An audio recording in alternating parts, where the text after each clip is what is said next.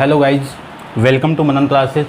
आज हम इस वीडियो में एक थ्योरम के बारे में डिस्कस करेंगे जो एग्ज़ाम के वे से इम्पोर्टेंट भी है और हर बोर्ड में ये आपकी थ्योरम मिलेगी। ठीक है, सीबीएसई बोर्ड ले लो, आईसीएसई बोर्ड ले लो, आरबीसी बोर्ड ले लो, हरियाणा बोर्ड ले लो, बिहार बोर्ड ले लो, यानी जितने भी स्टेट बोर्ड है उसमें ये थ्योरम आपको मिलेगी।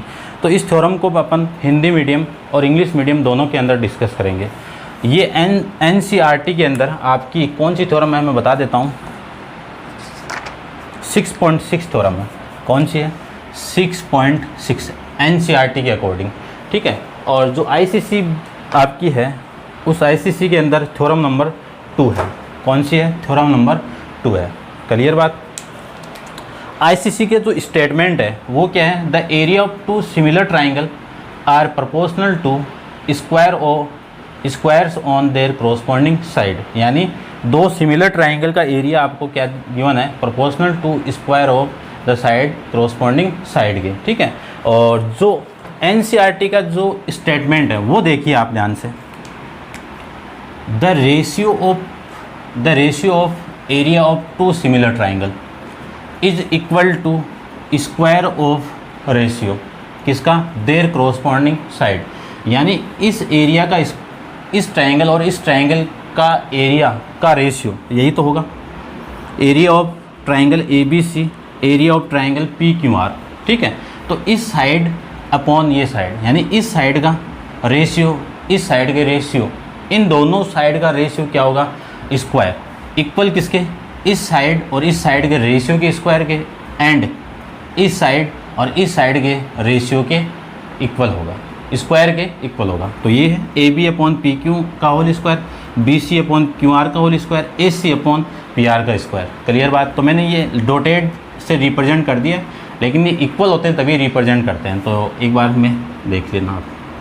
ठीक है, ये आपका नहीं है, बस ये ओनली डिनोट किया मैंने कि इस साइड और इस साइड का रेशियो का स्क्वायर, इस साइड और इस साइड का रेशियो का स्क्वायर, इस साइड और इस साइड का रेशियो का स्क्वायर क्या होना चाहिए? इक्वल। सबसे पहली कंडीशन आपको गिवन क्या है? Two similar triangle. देखिए, यदि दो सिमिलर ट्राइंगल हो गए तो उन ट्राइंगल की जो साइड का कोरस्पॉन्डिंग साइड का रेशियो क्या होगा? इक्वल। मान लो ये वाला ट्राइंगल और ये वाला ट्राइंगल आपके क्या हो गया? सिमिलर। तो ये साइड यानी AB upon PQ equal to BC upon QR equal to AC upon में PR, ये क्या होगा? इक्वल। उसके बाद में ये वाला एंगल और ये वाला एंगल, ये लीजिए, ये वाला एंगल इस एंगल के इक्वल, ये वाला एंगल इस एंगल के इक्वल, और ये वाला एंगल इस एंगल के इक्वल आ जाएगा। तो मैंने ये गिवन के अंदर रिप्रेजेंट कर दिया है। क्लियर बात इतनी।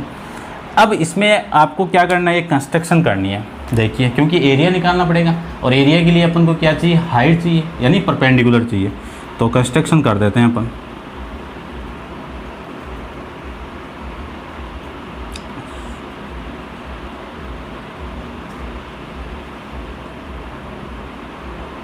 देखिए, कंस्ट्रक्शन में क्या करना है?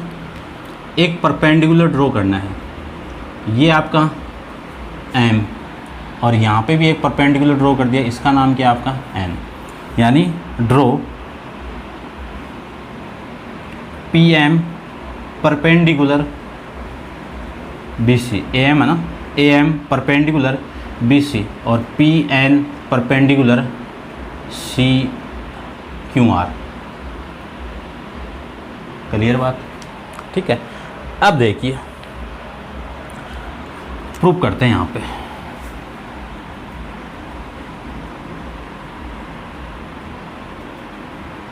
एरिया ऑफ ट्राइंगल कौन सा? ABC equal to half into क्या होता है? Half into base. बेस क्या है यहाँ पे? BC। बेस यानी आधार। ठीक है, हाइट यानी ऊंचाई। ऊंचाई कितनी है यहाँ पे? AM। ये कौन सी equation? Equation number first. Clear बात। फिर area of triangle PQR equal to half into base यानी आधार। आधार कितना है यहाँ पे? QR इंटू ऊंचाई क्या? यानी हाइट यानी ऊंचाई की वैल्यू कितनी है? PN। ये कौन सी equation number second. Equation first और इक्वेशन सेकंड को मैं डिवाइड कर दूं तो area of triangle A B C upon area of triangle P Q R equal to, divide करेंगे तो ये हाफ बाई यानी 1/2 और 1/2 कैंसिल आउट, क्या मिलेगी remaining value, B C into A M upon में Q R into P N, ये आपका इक्वेशन नंबर 3। क्लियर बात। अब ध्यान से देखिए, यदि मैं ए एम और पी एन को इक्वल ले आऊँ बी सी और क्यू आर के, तो यहाँ पे वैल्यू पुट कर दे, बी सी का स्क्वायर आ जाएगा यानी हो जाएगा, और क्यू आर का भी क्या हो जाएगा, स्क्वायर हो जाएगा। ठीक है, हिंदी मीडियम वाले ध्यान रखना, यहाँ पे क्या लिखना है आपको, त्रिभुज ए बी सी का क्षेत्रफल और त्रिभुज पी क्यू आर का क्षेत्रफल। क्लियर बात। ये था आपका इक्वेशन नंबर 3। अब इसको आप नोट डाउन कर लेना, अपन इसके आगे चलते हैं। देखिए ये कंडीशन आ गई। ठीक है, अब यदि मैं इस ट्राइंगल को और इस ट्राइंगल को कॉन्ग्रुएंट प्रूव कर दूँ, यानी कॉन्ग्रुएंट सिमिलर प्रूव कर दूँ, तो देखिए इन triangle A B M and triangle P Q N, इन दोनों में ये वाला एंगल देखो, ये परपेंडिकुलर था तो ये 90 हो गया था ना,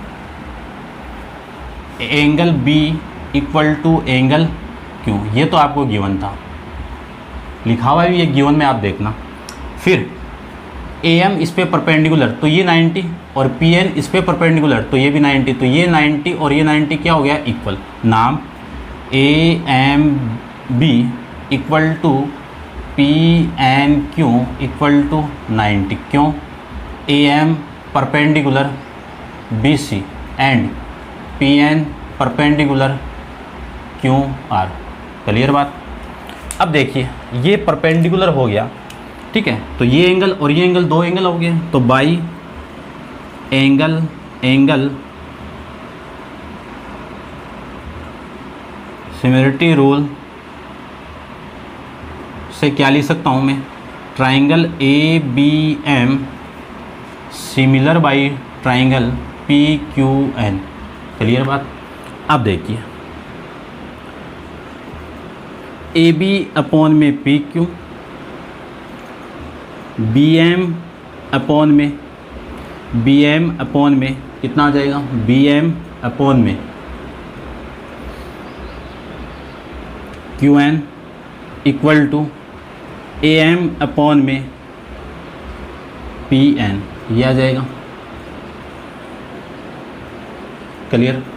ठीक है, अब देखिए ध्यान से, अब जो वैल्यू यहाँ पे गिवन थी इस B C upon Q R, क्योंकि जो रेशियो अपने पास में था, इसको इक्वेशन मत मानिए एक बार, क्योंकि इसकी वैल्यू चेंज करनी पड़ेगी आपको। क्यों करनी पड़ेगी, देखो यहाँ पे ए बी और पी क्यू आया, इसलिए चेंज करनी पड़ेगी। ठीक है, तो इस बी सी यानी ये तो सेम है आपका, इस बी सी को मैं क्या लिख सकता हूँ, ए बी अपॉन में इंटू में ए एम, और फिर इस वाले चीज़ को क्या लिख सकता हूँ मैं, पी क्यू इंटू में पी एन। ये इक्वेशन आपकी कौन सी हो गई, 3rd। ये मैंने क्यों लिखा है, क्योंकि मैंने दो ट्राइंगल, इस ट्राइंगल और इस ट्राइंगल को क्या बोला था, सिमिलर, है ना, तो सिमिलर बोला था, तो ये लिखा था मैंने, शायद आपको याद हो तो। देखिए क्या, ए बी अपॉन में P Q equal to B C upon में Q R equal to A C upon में पी आर, ये चीज़ लिखी थी मैंने इक्वेशन नंबर 1 से। ठीक है ना, इक्वेशन 1, ये तो आपकी 2nd है, और ये आपकी 3rd है, और ये आपकी 4th है। गिवन के अंदर इक्वेशन 1 मैंने लिखा था, और ये आपका 2nd और ये 3rd। क्लियर बात। ये थोड़ा सा आप करेक्शन कर लेना। अब मैं इसी चीज़ का यूज़ कर रहा हूँ यहाँ पे, तो देखिए यहाँ इसकी वैल्यू कितनी हो गई, यानी बी एम अपॉन में Q N equal to A B upon में पी क्यू, कौन सी equation, equation 5। Put equation 5 in equation 4, तो एरिया ऑफ ट्राइंगल कौन सा, A B C upon area of triangle कौन सा, P Q R equal to, देखिए A B upon P Q into A M upon P N, तो A M upon P N, ये A M है ना, तो ए एम ले लो भाई, ए एम अपॉन में पी एन, ठीक है, क्लियर है। ये मैंने क्यों ले, क्योंकि आपके वहाँ पे ए एम अपॉन में पी एन ही है, तो इसको मैं इक्वल ले लेता हूँ। इसका यूज़ करूँ तो यहाँ पे कितना लिखूँ, ए बी अपॉन में पी क्यू, देखिए ए बी कितना, ए बी स्क्वायर अपॉन में P Q square, A B square और पी क्यू स्क्वायर है, तो इसको मैं होल स्क्वायर लिख सकता हूँ ना, ये लीजिए, ठीक है। अब मैं इसी को ऐसे भी लिख सकता हूँ कि area of triangle A B C upon area of triangle P Q R equal to A B upon P Q का whole square equal to, A B upon P Q के इक्वल क्या था, B C upon Q R, तो इसका भी whole square होगा।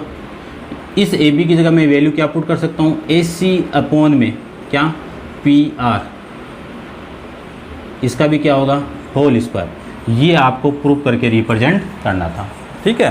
तो ये भी इंपॉर्टेंट थ्योरम है, काफ़ी इंपॉर्टेंट है, एग्ज़ाम के और के अंदर आती है, बीपीटी के डायरेक्ट, ठीक है। तो ध्यान से देखना इसको, ठीक है, तो समझ में आया होगा, ठीक है। आप नोट डाउन करना, अच्छे से करना और इसकी प्रैक्टिस करना, एग्ज़ाम के लिए इंपॉर्टेंट है, ठीक है। तो इसी के साथ थैंक यू सो मच।